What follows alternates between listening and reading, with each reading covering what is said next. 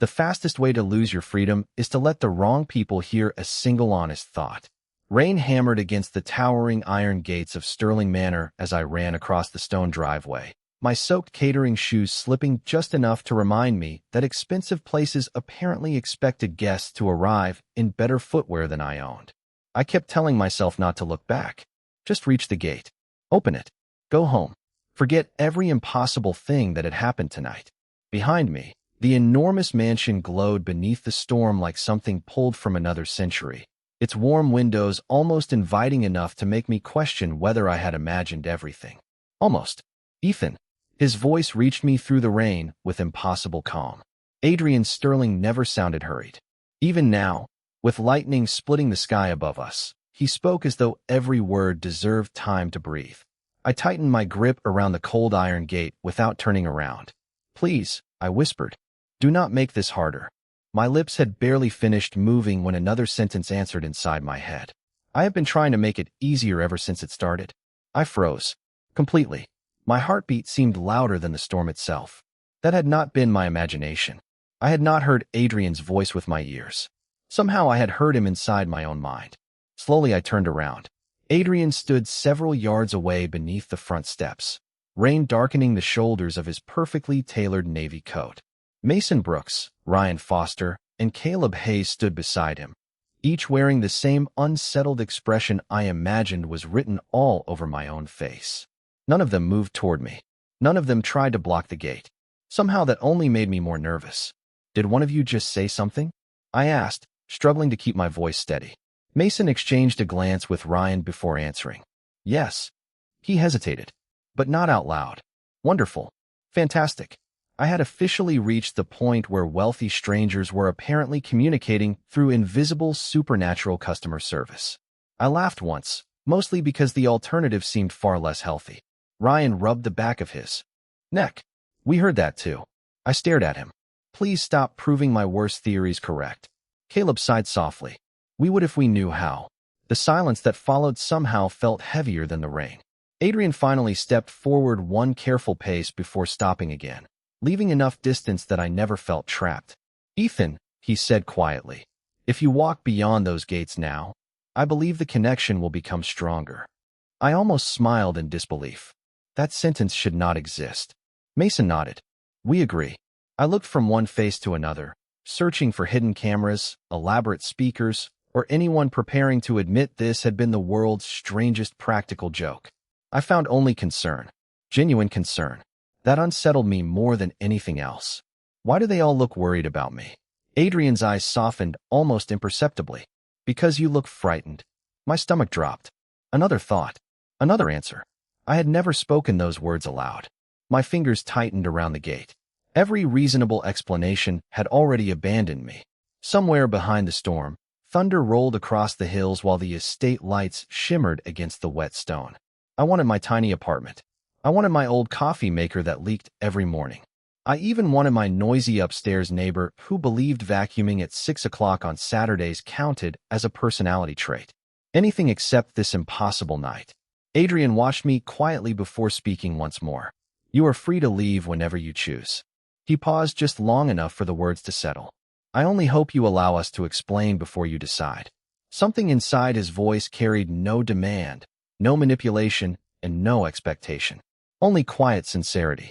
For one dangerous second, I found myself wondering whether staying long enough to hear the truth might be even harder than running away. And that single thought changed everything, because this unbelievable night had not begun outside the gates. It had started several hours earlier when I accepted what should have been the most ordinary catering shift of my life.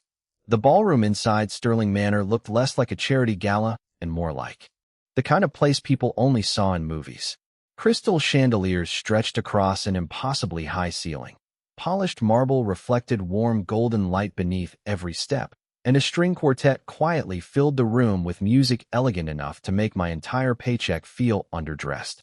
I adjusted the collar of my black and white catering uniform, balanced another polished silver tray of champagne glasses, and reminded myself of my extremely ambitious life goal for the evening.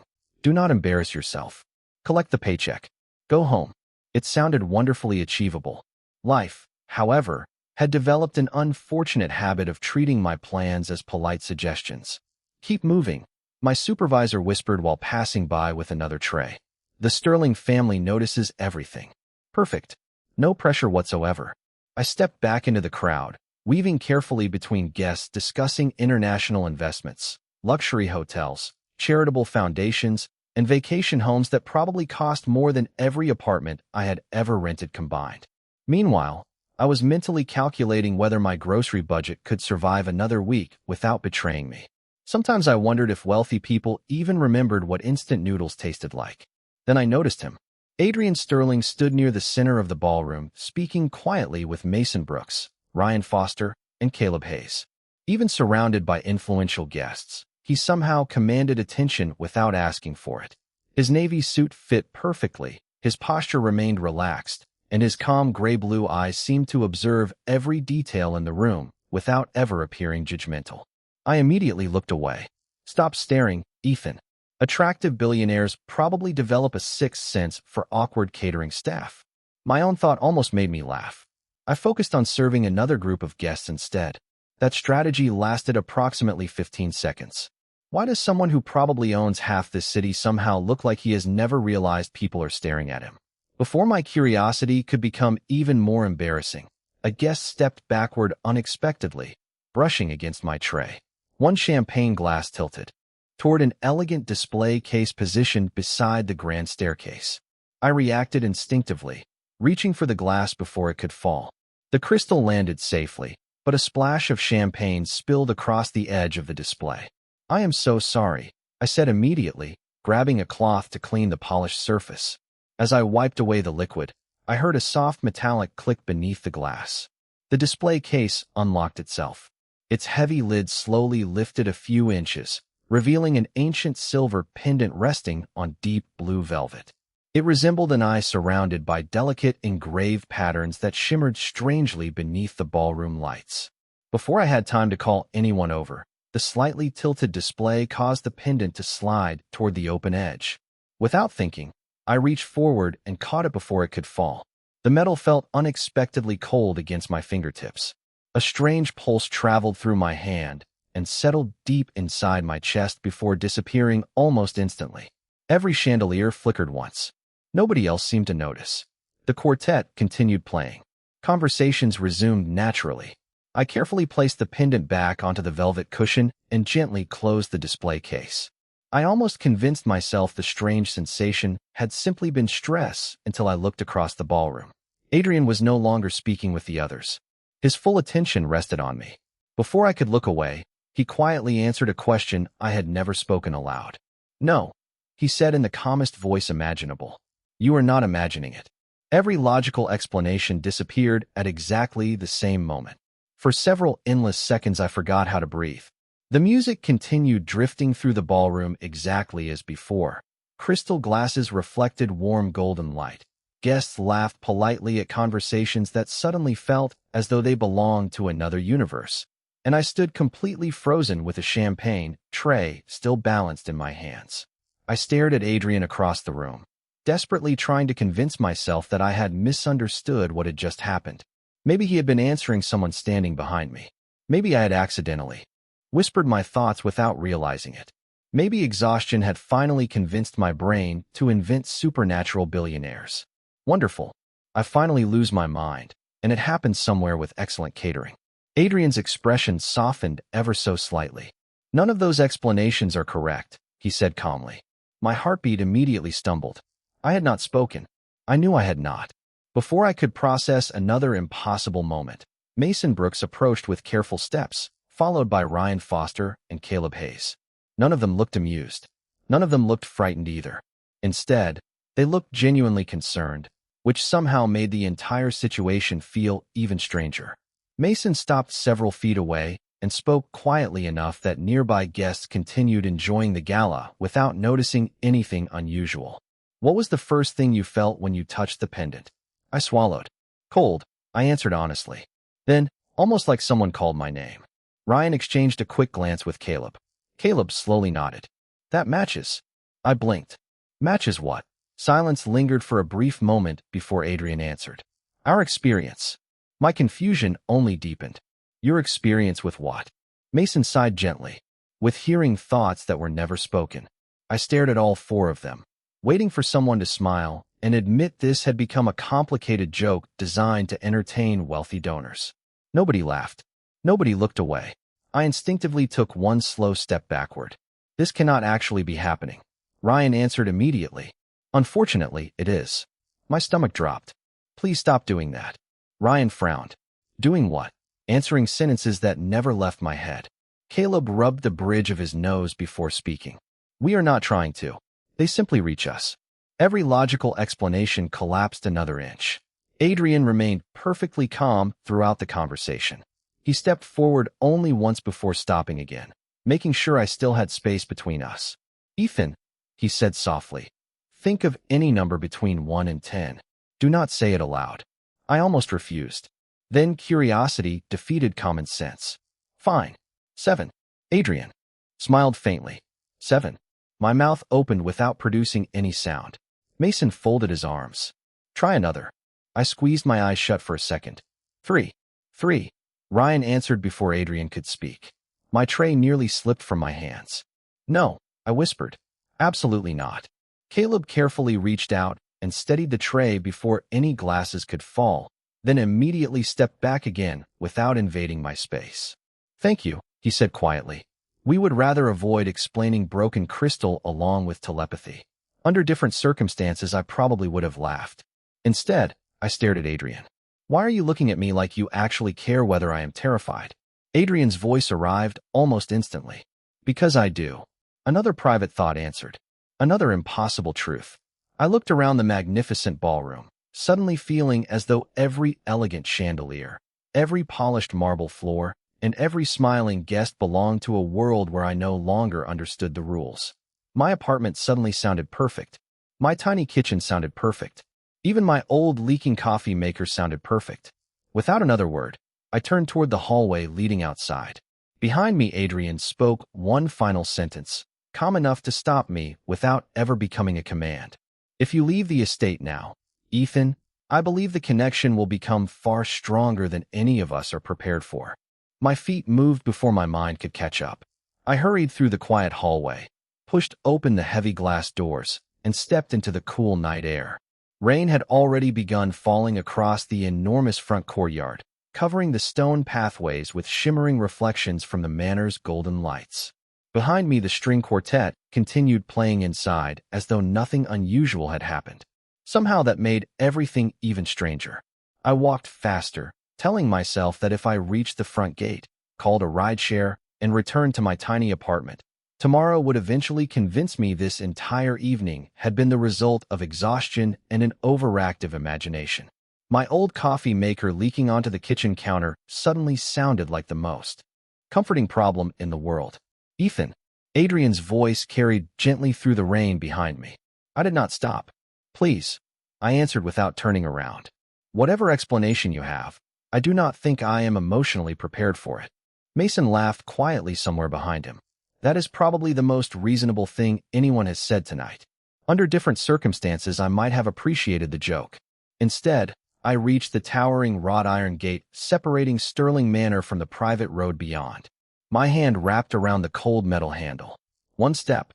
That was all it would take. I pushed the gate open and crossed the estate boundary. The world shifted instantly. A powerful wave of unfamiliar thoughts rushed through my mind so suddenly that I staggered backward, grabbing the iron bars to steady myself. Business meetings. Childhood birthdays. A quiet promise beneath an enormous oak tree. Rain falling against old windows. Regret. Hope.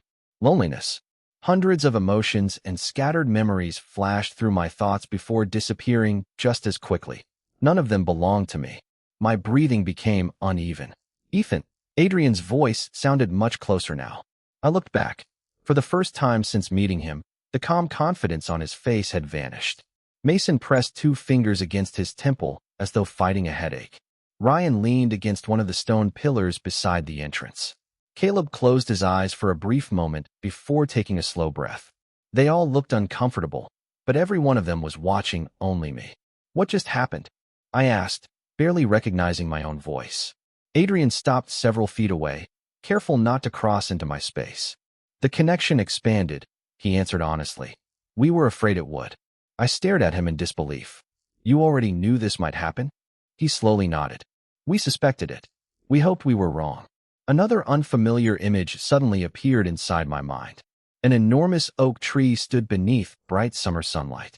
Two young boys laughed while sitting beneath its branches, each holding half of an identical silver pendant. Before I could recognize either child, the memory disappeared. I blinked several times. I just saw something, I whispered. Adrian's expression immediately changed. Describe it. An old oak tree. Two children. A broken pendant. His gray-blue eyes widened almost imperceptibly. I saw the same memory. Silence settled between us. Rain continued falling softly across the empty driveway, while thunder rolled somewhere beyond the distant hills. My heartbeat refused to slow. I looked from Adrian to Mason, Ryan, and Caleb before asking the only question that still mattered. Who were those children? Adrian lowered his gaze for a brief second before meeting my eyes again. I do not know for certain, he admitted. But I believe one of them was me. I swallowed hard. And the other? Adrian remained silent just long enough for the answer to become obvious before he finally spoke. I think it was you. Without another word, I slowly stepped back inside the estate, and the overwhelming flood of Josh's unfamiliar thoughts immediately faded, leaving behind only one impossible certainty. Somehow my past had always been connected to theirs, long before any of us remembered why. The crushing pressure inside my head disappeared almost the instant I stepped back through the gate, leaving only a faint ache behind my eyes and the unsettling realization that Adrian had been telling the truth all along. Rain continued falling softly across the gardens while none of us spoke for several long seconds. Nobody rushed toward me. Nobody tried to grab my arm or convince me to stay. Adrian simply stood where he was, allowing me enough space to decide my next move. That quiet respect somehow mattered more than I wanted to admit. I looked directly at him. You could have stopped me. My voice sounded calmer than I felt. Adrian slowly shook his head. You would have trusted me even less if I had. I let out a small breath that almost became a laugh. That is an annoyingly reasonable answer. Mason smiled first. Ryan quietly looked away to hide his own grin. Even Caleb seemed relieved that I still possessed enough energy to make sarcastic comments. Adrian's expression softened just enough to reveal genuine relief. Come inside, he said gently. Not because you have to. Because standing in the rain is unlikely to answer any of our questions. I glanced toward the open gate one last time before following them back into Sterling Manor. The warmth inside the mansion immediately replaced the cold rain soaking through my uniform. Margaret Ellis, the longtime house manager, quietly welcomed us into a peaceful sitting room overlooking the gardens. A stone fireplace filled the room with gentle warmth while fresh tea waited on a polished oak table.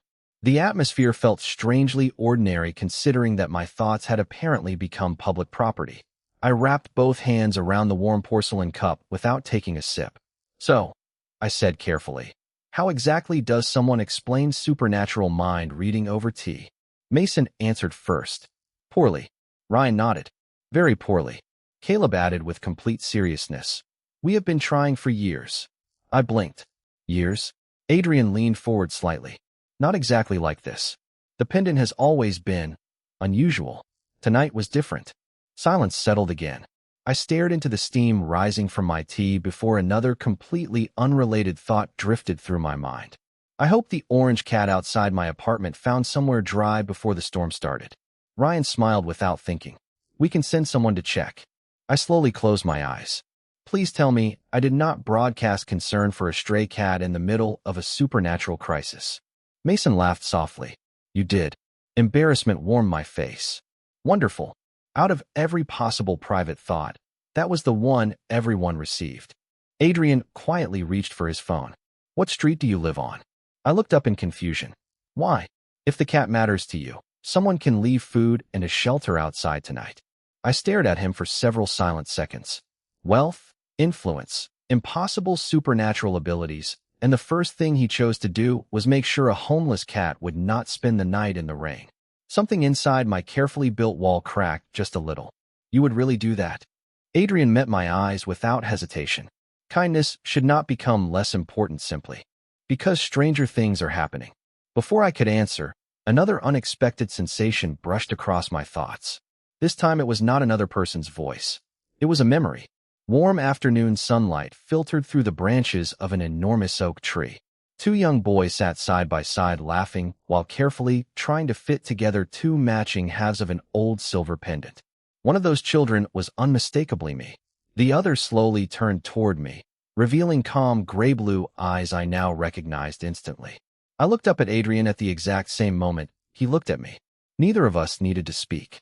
We had both seen the same forgotten memory, and for the first time that night, I realized the pendant had connected far more than our thoughts. It had awakened a shared past that neither of us remembered living. Neither of us spoke for several long moments after the shared memory faded. The fireplace continued crackling softly while rain tapped against the tall windows overlooking the dark gardens, yet the entire room felt suspended between the past and the present. I stared at Adrian, searching his calm expression for proof that I had imagined everything. Instead, I found the same quiet disbelief reflected in his gray-blue eyes. "You saw it too," I said softly. Adrian nodded once. Every detail until the memory disappeared.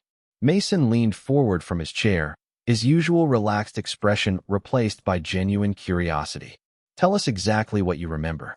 I closed my eyes, trying to gather the fading pieces before they slipped away again. An enormous oak tree. Two little boys. A silver pendant separated into two matching halves. We were laughing because we could not fit them together correctly. Ryan exchanged a thoughtful glance with Caleb. Caleb rested his hands together before asking quietly, "Did anyone else appear?" Another image surfaced unexpectedly. Warm sunlight. Gentle laughter. A woman kneeling in front of us with kind eyes and a patient smile. My heartbeat quickened. "There was a woman," I whispered. She handed each of us one half of the pendant. Adrian slowly looked down at the floor. I remember her voice. Silence settled over the room once again. Margaret Ellis quietly stood near the doorway, listening without interrupting. When Adrian finally lifted his eyes toward her, something changed in her expression. It was not surprise. It was recognition. She slowly walked toward the fireplace before stopping beside the table. "Your mother," she said gently while looking at me, "worked here many years ago." My entire body became still. My mother? I barely remembered her. She had passed away when I was very young, leaving behind only a handful of photographs and scattered family stories that never seemed complete. Margaret nodded with quiet certainty. She was one of the kindest people I have ever known. I struggled to find the next question. "She knew Adrian?" Margaret smiled sadly. "She knew both of you." My pulse echoed loudly inside my ears. Before I could speak again, another memory arrived without warning. This time it lasted longer. My mother knelt beneath the enormous oak tree while Adrian and I sat beside each other on the grass. She gently placed one pendant half into my small hand before placing the other into Adrian's. "People can lose memories," she said warmly, "but kindness always finds its way home." She smiled before carefully closing our tiny hands around the silver pieces. "One day you may forget today. If that happens, promise me something." Two children's voices answered together. "We promise." The vision slowly faded. I opened my eyes and found Adrian staring at me with unmistakable emotion. "She said exactly the same words," he whispered.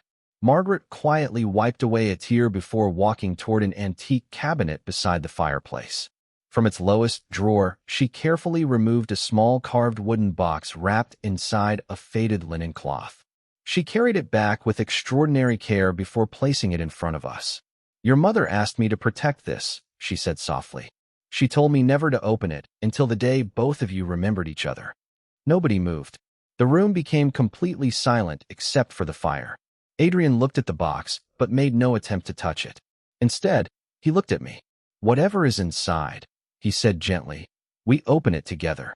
Before either of us could lift the lid, a calm, unfamiliar voice echoed through the strange connection inside my mind. It did not sound threatening. It sounded relieved. "You finally remembered the promise. The rest of the truth is waiting beneath the old oak tree." The unfamiliar voice faded as quietly as it had appeared, leaving only the gentle crackling of the fireplace and the steady rhythm of rain against the tall windows. Nobody spoke for several long seconds. I looked around the sitting room, half expecting someone else to react the way I had, but every face reflected the same quiet uncertainty. Mason slowly broke the silence. Did anyone actually hear words? Ryan shook his head. No. I only felt the connection become stronger. Caleb looked toward Adrian. What about you? Adrian hesitated before answering. I sensed another presence through the bond, but I could not hear a voice. I swallowed hard. Somehow that answer unsettled me even more. Whatever had spoken seemed to be reaching only me. Margaret remained standing beside the carved wooden box, her thoughtful gaze resting on its weathered surface. Your mother always believed the pendant would awaken in stages, she said softly. She warned me that the first memories would never be the last. I looked at her. She knew this would happen? Margaret offered a sad smile. She hoped it would. There is a difference. My thoughts drifted back to the memory beneath the old oak tree. I could still hear my mother's gentle voice, still feel the warmth of sunlight filtering through the leaves. The emotions remained far stronger than the images themselves. It no longer felt like I was remembering someone else's life. It felt like I was slowly finding pieces of my own. Adrian quietly stepped beside the fireplace, careful not to interrupt my thoughts. There is something else, he admitted. When we shared that memory, I remembered one additional detail. Every I turned toward him, your mother was holding a small brass key. My heart skipped. Before anyone could respond, another brief image flashed across my mind. The old oak tree. My mother smiling. She carefully tucked a tiny brass key beneath a flat stone near the roots before looking back at us. Some doors should only be opened after trust returns, she said warmly. The vision vanished almost immediately. I inhaled sharply. The key, I whispered. She hid it beneath the tree. Adrian stared at me with unmistakable recognition. That is exactly what I remembered. Margaret slowly closed her eyes. Then everything is unfolding exactly as she believed it would. Mason leaned forward. If there really is a key beneath the oak tree, we should search for it. Caleb glanced toward the rain outside. Tonight would be difficult. Ryan nodded. The ground will be soaked until morning. I quietly looked through the window toward the dark outline of the ancient oak tree standing beyond the gardens. Even through the rain, I felt strangely certain that something important waited beneath its roots. Before I realized it, another gentle thought drifted through the invisible connection. It carried no fear, only quiet reassurance. You are closer than ever. Do not let fear make the final choice. I looked toward Adrian. Without hearing the words themselves, he seemed to understand my expression immediately. Tomorrow morning, he said calmly. We will search together. He never once said that I had to stay. He never suggested I owed anyone my help. He simply offered to stand beside me. I glanced toward the front entrance where the road home waited beyond the gates, then back toward the ancient tree outside the window. For the first time since this impossible night began, leaving no longer felt like the only answer. Somewhere beneath those branches rested a forgotten piece of my childhood, the truth about my mother, and perhaps the reason our lives had crossed paths long before either of us could remember. Quietly, I looked back at Adrian and gave the smallest nod. Tomorrow, we would uncover whatever had been waiting beneath the old oak tree all these years. Morning sunlight slowly replaced the storm, transforming the gardens of Sterling Manor into a place that seemed almost untouched by the impossible events of the previous night. Tiny drops of rain shimmered on every flower. Birds cautiously returned to the ancient trees, and the enormous oak stood quietly at the edge of the estate exactly as it had appeared in every shared memory. For several moments, nobody spoke. Adrian walked beside me with the same calm confidence that had slowly become familiar, while Mason, Ryan, Caleb, and Margaret followed several steps behind, allowing us to approach the tree first. Somehow that simple gesture felt respectful, as though everyone understood this moment belonged to the two people whose forgotten childhood had finally begun returning. I stopped beneath the wide branches and looked upward. Warm sunlight filtered through thousands of green leaves, creating the exact pattern I remembered from the memories we had shared. It looks exactly the same, I whispered. Adrian glanced around the old tree before quietly smiling. Some promises survive longer than memories. His words settled comfortably inside the morning silence.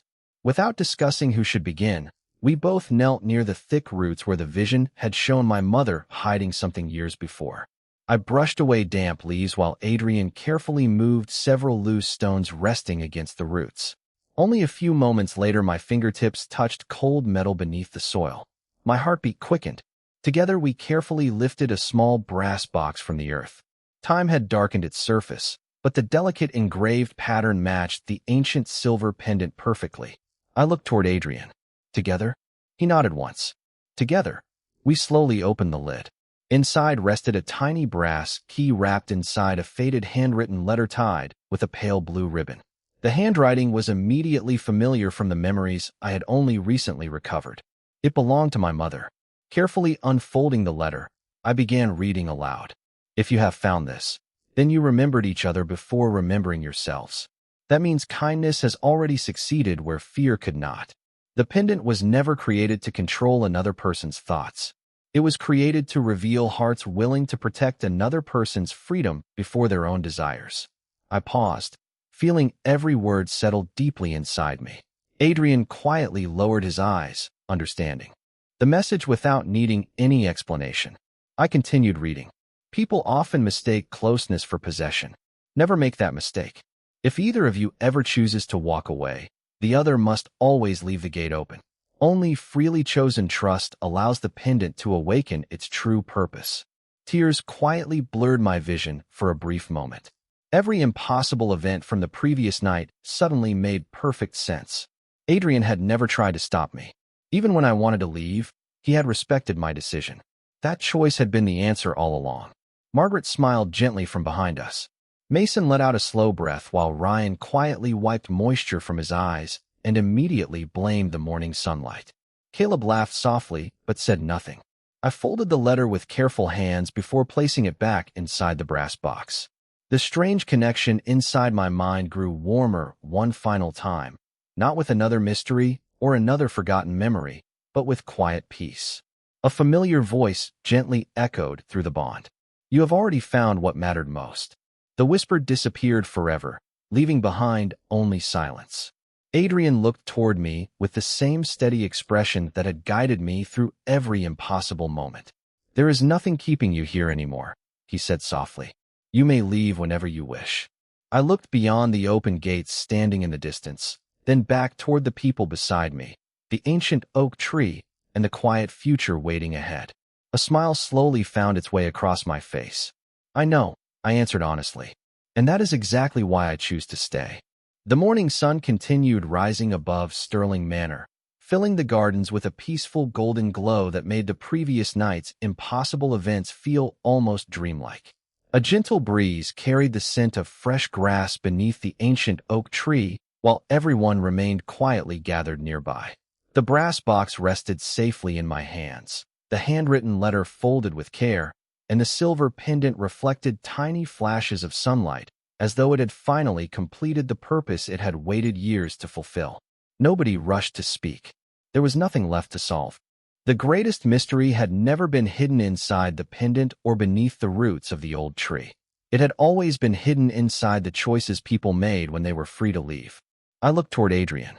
He stood beside me exactly as he had throughout every impossible moment, calm, patient, and never once expecting anything I was unwilling to give. The strange connection between our minds had become so gentle that it almost felt like ordinary understanding instead of something supernatural. What happens now? I finally asked. Adrian smiled softly before looking toward the open estate gates standing in the distance. Now life continues. I laughed quietly. That sounds surprisingly normal after everything we have been through. Mason folded his arms with an amused grin. Normal is beginning to sound very appealing. Ryan stretched comfortably beneath the morning sun. I never thought I would say this, but I would happily settle for a week without mysterious ancient artifacts. Caleb nodded in complete agreement. I support that plan. Their laughter filled the gardens with a warmth that had been missing throughout the previous night. Margaret quietly stepped closer, her eyes resting on the old oak tree before returning to me. Your mother believed that extraordinary things should always lead people back to ordinary happiness, she said gently. She wanted both of you to live freely, not spend your lives chasing mysteries. I looked down at the letter once more before carefully placing it back inside the brass box. Somehow I understood exactly what she meant. The answers we had searched for had never been about power or destiny. They had been about trust, kindness, and the courage to let another person choose their own path. Adrian turned toward me with the same quiet sincerity that had slowly earned my confidence. "You still have your apartment," he said. "Your job, your friends. Nothing has been taken from you." I nodded. "And the gate is still open. It always will be." We stood there for a long moment, neither of us needing to say anything else. The invisible connection that had allowed impossible thoughts and forgotten memories to pass between us slowly faded until all that remained was the comfortable silence shared between two people who finally understood each other without needing extraordinary gifts. I thought about my tiny apartment, my old coffee maker that leaked almost every morning, and the orange cat waiting somewhere outside my building. I smiled. "I should probably go home and check on that cat." Adrian chuckled softly. "I believe someone already left food outside your apartment before sunrise." I stared at him for a second before laughing. "Of course you did." "Actually," Mason interrupted with a grin, "all of us insisted." Ryan nodded proudly. "The cat now has excellent customer service." Even Caleb smiled. I shook my head, unable to stop laughing. Somehow that simple conversation felt like the perfect ending to the strangest experience of my life. I looked around the gardens one final time before beginning to walk toward the open gates. After only a few steps, I paused, turned back, and smiled at Adrian. "Would you like to get coffee later?" His expression brightened with quiet surprise. "Only if you are choosing because you want to." "I am." "Then I would like that very much." Together we walked through the gardens beneath the ancient oak tree, not because fate demanded it, not because a mysterious pendant connected our minds, but because two ordinary people had chosen trust over fear, kindness over control, and a future built one honest step at a time.